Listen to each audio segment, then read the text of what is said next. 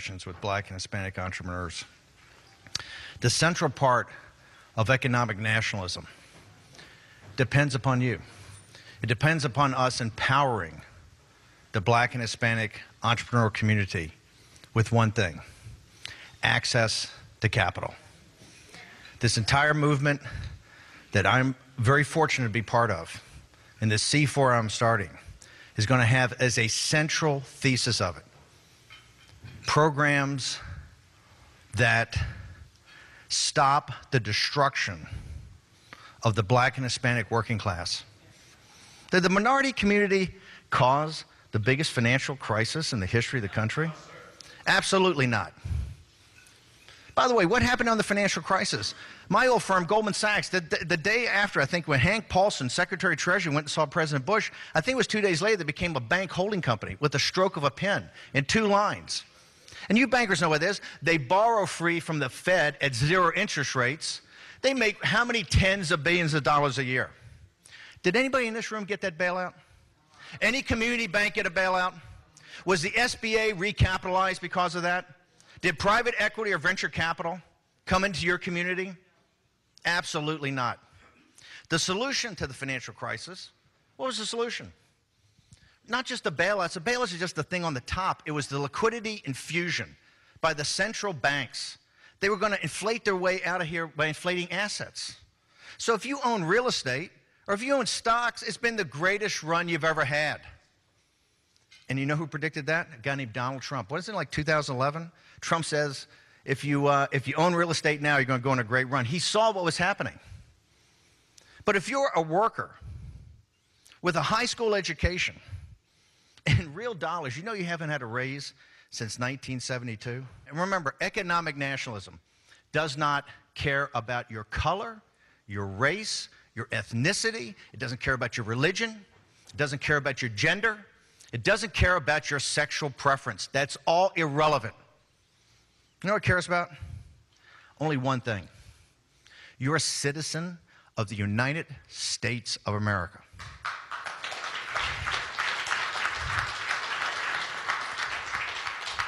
Remember, illegal immigration and the trade deals are 2 sides of the same coin.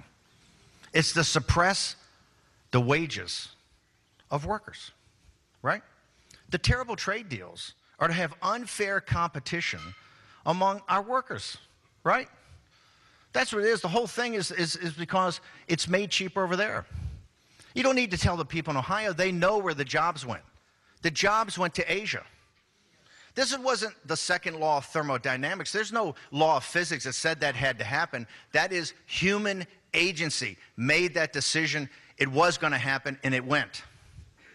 The campaign was basically run on 3 simple principles. Number 1, we're going to stop mass illegal immigration and limit legal immigration. Here's the reason. You can't save the Black and Hispanic and white working class while you have unlimited illegal immigration. I'm a capitalist. I believe in supply. I went to Harvard Business School and worked at Goldman Sachs. I'm a real capitalist. I believe in supply and demand. What the Chamber of Commerce and what the capitalists and what the guys on Wall Street want, they want more labor and competition with our citizens. I get it. Higher operating margin, higher stock price. Okay? It's destroying civic society because it's destroying the education system, it's destroying the healthcare system, but they don't have to pay for it. The workers in this country pay for it.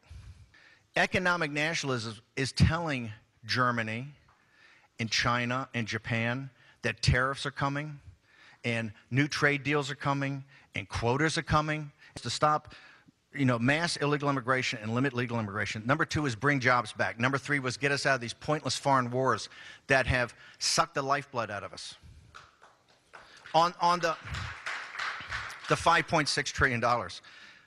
On the jobs, you're not going to wave a magic wand and those jobs are going to come back. They're not going to come back easily. You saw that in the trip to China. It's going to take tough trade negotiations. It's going to take tough enforcement. The managed decline of our country works for the elites. Who it doesn't work for is the working men and women in this country. It's as obvious as the nose on your face, and the solution is obvious. Working men and women And entrepreneurs need somebody on their side of the football that's prepared to fight and not back down. That's what Donald Trump came along with. Is Donald Trump perfect? No, he's not perfect. He's the first guy to admit he's not perfect. He's a very imperfect instrument. And it's not just the Clintons. The other 16 guys he beat in the Republican Party, he went after the establishment. That's why he's so hated. He's the first to admit he's a very imperfect instrument.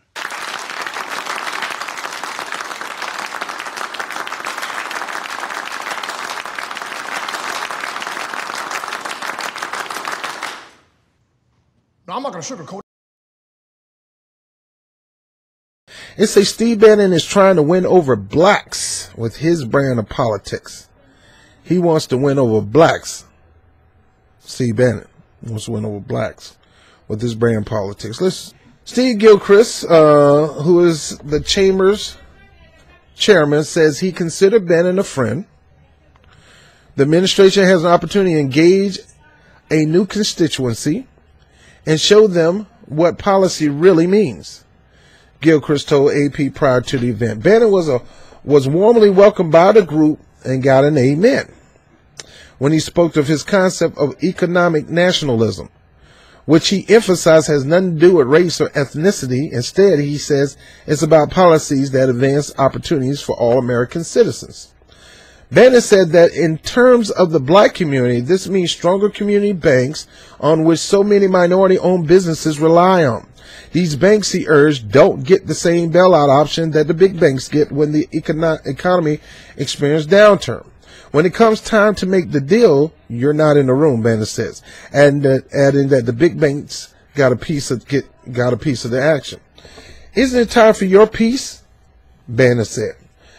Veriva Harris of Benedict College, which is a historically black college in Columbia, asked Bannon which other candidates they should be supporting in order to have a bigger voice in Washington. President Trump said to black people, vote for me. What do you have to lose? That's what we're waiting for. Who else do we need to put there? Just tell us and we'll get them there. I'm right here, gubernatorial candidate Catherine Templeton said from the corner of the room. Later on Friday evening, Templeton introduced Bannon at a dinner at the Citadel. He was there to receive an award from the Citadel Republic Society. All right, so here's Steve Bannon trying to tell black people on how to run their black businesses. Steve Bannon is trying to tell you community banks ain't in your corner, and the big banks is in your corner. So what should we do? Let me tell you what I think you should do.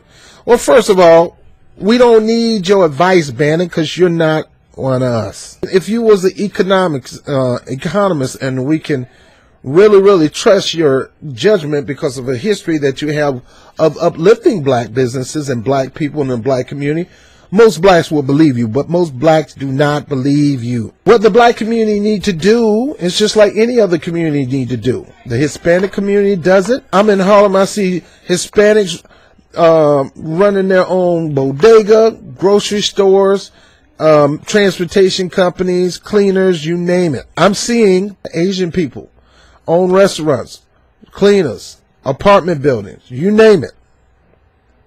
It's time. I mean, you go into Koreatown, they have their own bank. You go into Chinatown, they have their own bank. The black community do have their own banks. Why? So we can be separatists? No, so we can really send a message to these big national banks and anybody that's holding black business owners down and the black community down that we don't need you to build. We can build our own. And not only will we build our own, we won't do what you do, shut people out. We're going to embrace the Hispanic. We're going to embrace the Arab nation. We're going to embrace the Asian community. We're going to embrace all people because we're clearly a real community financial institution. Not going on. I'm just focusing on banks right now. Bannon cannot teach that. I don't need your advice, Steve Bannon. Real business owners out there that's not Republican are handling their own businesses. And what they're doing now is they're going to start divesting from these banks, and they're going to invest in community-based banks, especially community black banks. That's what they're doing. So we don't need your advice. Keep it to yourself. We don't want it. Republican blacks, Come to think of it, those pants. I think black Republicans are pretty cool. Not to mention very diverse. Excuse me, gentlemen. Sorry to interrupt. Someone's white wife is here to pick them up? I'm appalled. Anyway, please, Steve Bannon, stop. Appreciate you trying to give us some advice, but black people, if you're taking advice from this man on how to build community, a financial institution that's going to strengthen the black community, you're going to listen to this man and not listen to somebody from your community that's in banking and industry. You're crazy. You are crazy. Don't listen to him. Don't listen to him. It's time that the black community do like all communities. It's not a separation, but showing them that, hey, even though we are one in the United States, I got to take care of my community too. So we need to have black banks. We need to have more black. They were booming in Harlem and booming in the South in our neighborhoods, but we need to go back to that and then build out. But that's just my opinion. If you're a black man with a business, go ahead and leave your comments at the bottom. I am a black business owner, but it's not a sole business that I started with my own hands. I just got what I call pretty much like a franchise that I run of a business. But I'm not a traditional business owner, so I don't know. Somebody else that lives in the community knows what it takes. But I really believe in divesting from the big multinational banks, putting the money in local community banks, specifically the black community banks, because we need to make sure that people who get rejected at these other banks, do you understand there was a time when you were black? And I know some people can get upset talking about, what you talking about, did my people and we people? I mean, I thought we were one. Dude, I can't neglect the fact that I'm black and that I got a culture that I'm proud of majority of it. Some of it I'm not proud of. There's some elements of black culture I'm not proud of, but most of it I am proud. The fight that my people have to go through to get equality in this world, you can't come to me talking that, because we still are getting denied from bank owners. And it's the black man working in the bank. Like, I would say the names. Bank of America, Wachovia Bank, Wells Fargo, things like that. People still go there. And when they're like this, a lot of times they get shut down. So the best way to fix this is go to a bank when you're like this, a bank like this, and see if they don't shut you down. Now, I don't like that. I wish we could just go into any bank and get the loan that you want, get the credit that you want, buy the house that you want, live in the neighborhood that you want. There's a lot of things I wish we black people can do that we still cannot do. And even though you think, well, black people has gone a long way from where we used to be, true that. But we're still not at that place where we're like that with all whites, Hispanic, Asian, all of us are like this. And until we all are like this, we still got work to do. And if we have to go ahead and focus on serving our own community, then we'll focus on that. Do that mean we're going to lock out any other community? Do that mean a white guy can't come to a black bank and get a loan? No. He'll get one too. Because we look out for everybody. Anyway, I'm Bob TV, Freedom on Fire. You got Steve Bannon, boy, you got some nerves. Please, peace.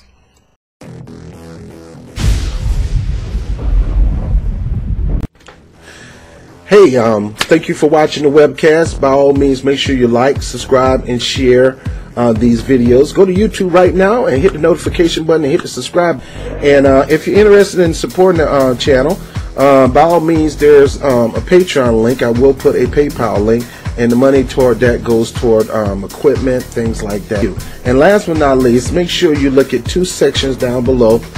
One is called Get to Know LS, the membership. The other one is Get to Know LS, the opportunity. What do you mean LS? LS is a program that called Legal Shield that I am an independent representative of. That company has nothing to do with my views. I fell in love with this program about a decade ago. I've been doing this for over a decade, offering the services to people to benefit and connecting people to the services, putting them in a position where equal justice under the law is not just on the Supreme Court building.